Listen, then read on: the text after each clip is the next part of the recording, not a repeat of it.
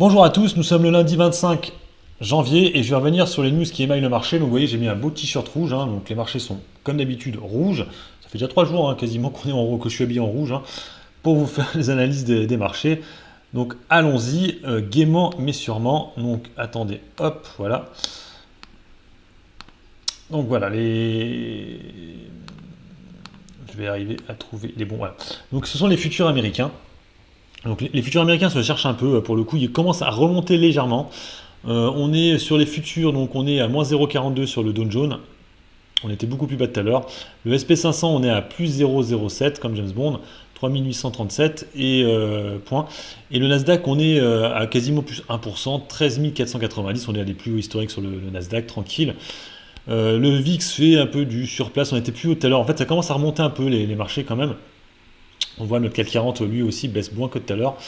On est actuellement à 5486 points sur le CAC. On remarquera que bon, c'est un peu partout pareil, hein. Le FTSE est en rouge aussi, l'Europe est rouge, l'Italie rouge. Il n'y a que la Suisse, mais bon, la Suisse, c'est pas européen. L'Angleterre non plus, vous me direz. Le DAX, on est aussi rouge. Alors, qu'est-ce qui se passe? Aujourd'hui, on a eu pas mal de news un peu négatives en rapport avec le vaccin. On a vu que Merck a abandonné le vaccin. On a vu aussi que l'Institut Pasteur a abandonné le vaccin. Donc du coup, c'est vrai que ça fait pas mal de news assez négatives.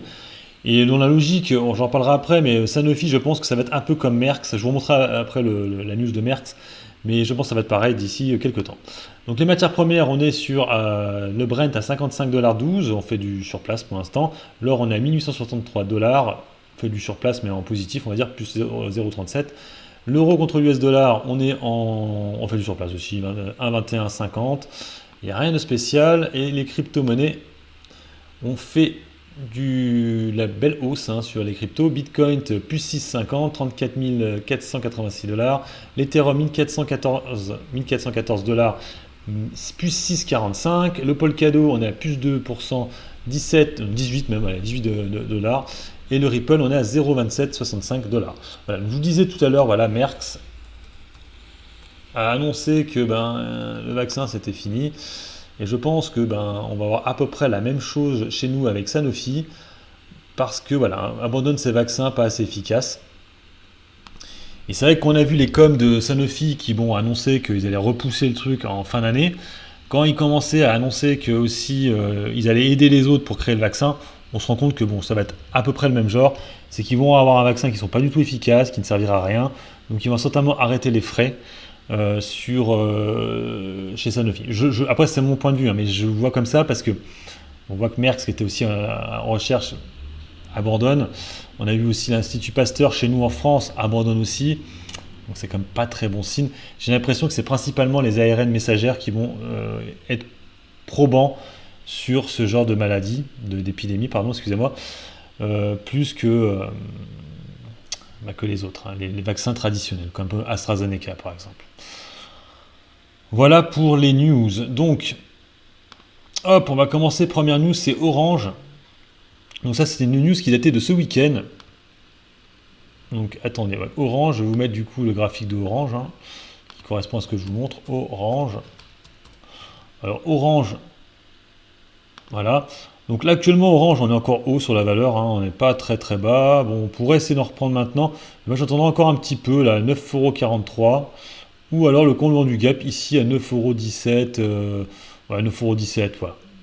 Les gaps là, parce que là, de toute façon, on est sur une tendance baissière. Elle veut descendre, donc ne vous précipitez pas sur la valeur.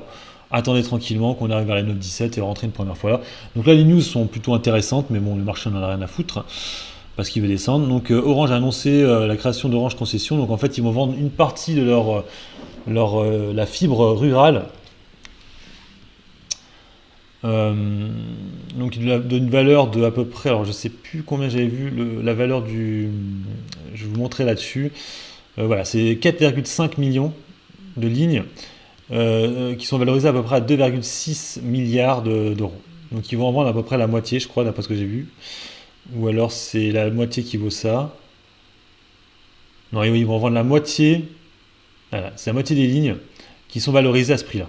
Ils vont en vendre la moitié. Donc encore une belle prime pour comment ça s'appelle, Orange.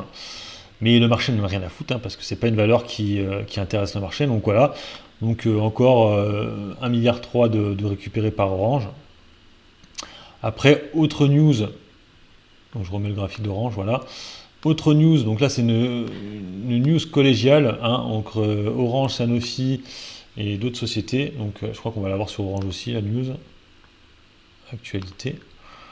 C'est une joint venture, un peu une création de. C'est pas une joint venture, hein, c'est une création d'une société un peu commune pour tout ce qui est. Non, c'est pas ça. Voilà, de e-santé. Mise en place, bon, ils n'investissent pas grand chose, hein, c'est 24 millions d'euros. Donc voilà, c'est pas beaucoup, hein, parce que vous savez il y en a 4. Hein. Il y a Sanofi, Capgemini, Generali et Orange. Voilà, un projet commun dans l'e-santé. Donc plutôt intéressant. Mais pareil, hein, les valeurs n'est pas du tout boostées par la news, hein, on verra. Donc vous voyez, hein, Orange n'a rien fait. Sanofi, on fait du surplace, voilà, on est toujours à 81 euros, on fait absolument rien. Et la dernière c'était Capgemini, peut-être Capgemini qui a peut-être le. Non, Capgemini aussi en baisse. Donc la news n'a fait absolument rien sur le marché. Ensuite, c'est une petite news, hein, c'est pas très intéressant, mais bon, c'est de l'info quoi. Ensuite, nous avons Suez qui annonce des résultats du T4 meilleurs que prévu. Alors Suez, bon, il y a toujours l'espèce de bataille, on va être tout proche. Non, on n'est pas tout à fait encore à 18, mais bon, on ne devrait pas être à y arriver. Voilà, objectif dépassé au second semestre. Donc ils ont fait mieux que prévu. Hein.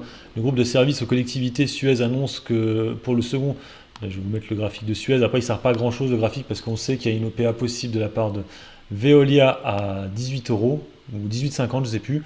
Donc là pour l'instant on est à peu près au niveau là. Je vous ferai vigiler les 18 euros. Hein. Donc annonce pour le second semestre une résistance du chiffre d'affaires meilleure qu'attendu, une variation organique de moins 1% contre un objectif qui était de moins 4 à moins 2.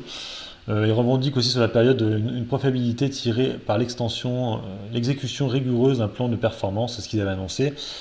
Enfin que sa dette nette devrait s'établir. Bon, après, bon, on regarde la news, c'est intéressant. Après, à voir ce qui va se passer avec Veolia, hein, parce que normalement Veolia voulait la racheter. Donc, et le maire est plutôt pour. Donc attention.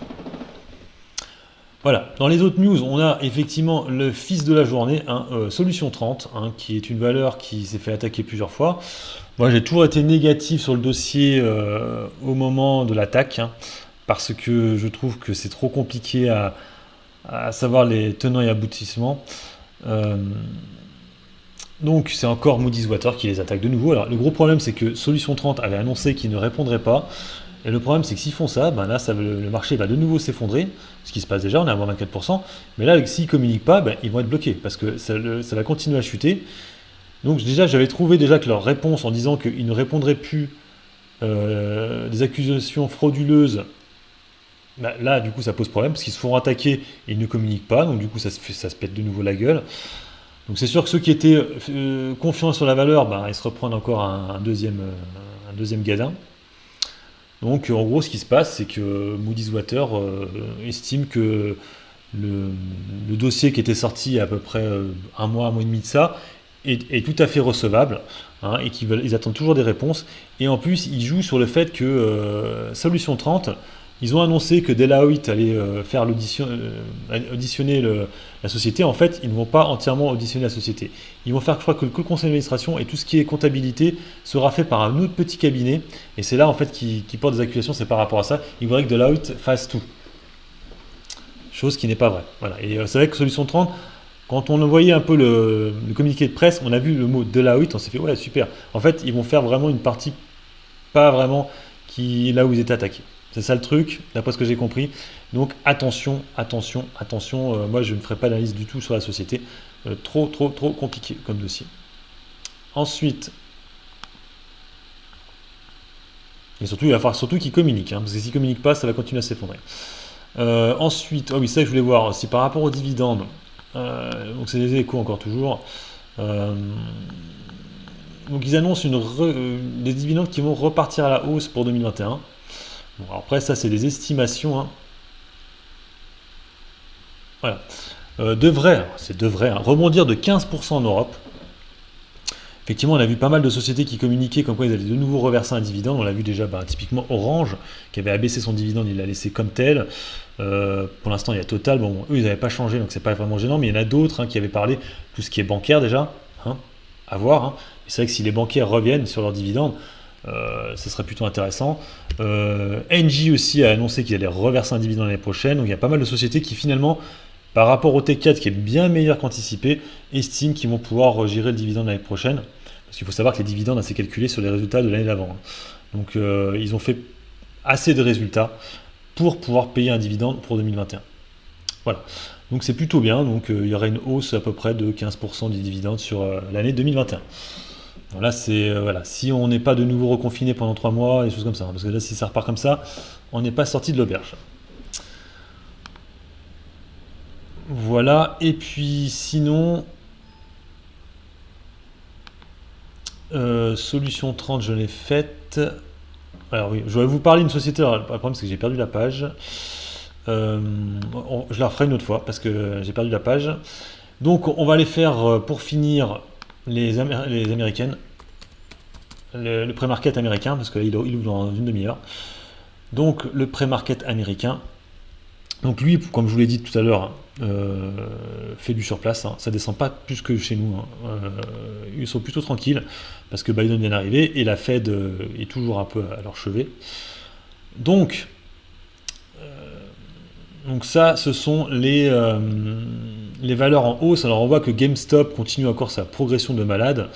Hein, on a plus 57%. Je crois que la semaine dernière, on est monté aussi assez fortement sur GameStop.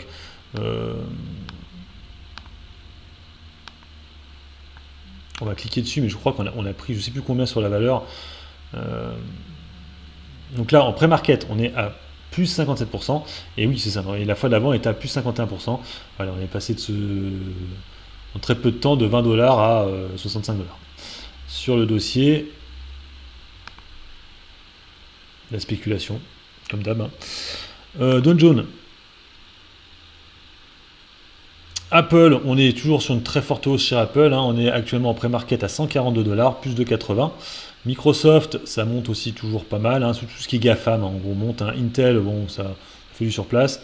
IBM fait aussi du surplace. Merck chute à cause de son vaccin qui ne sera pas là.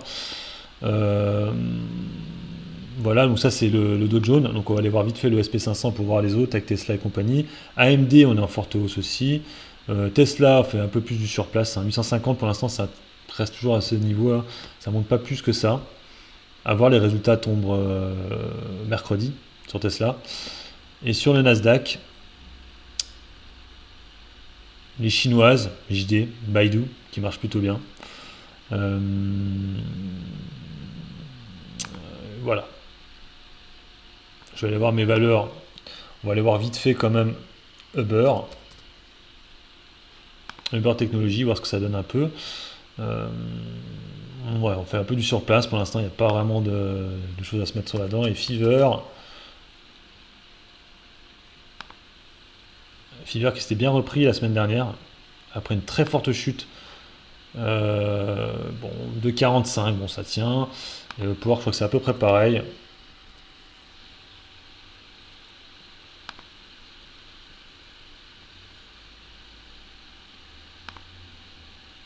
Ouais, on fait du surplace sur ces valeurs-là. C'est vrai que pour l'instant, les seules valeurs qui montent, ce sont les GAFAM. Voilà. Donc, si vous voulez investir en mode FOMO sans réfléchir, vous prenez n'importe quel GAFAM, vous serez avec des plus-values parce que les GAFAM veulent monter en ce moment.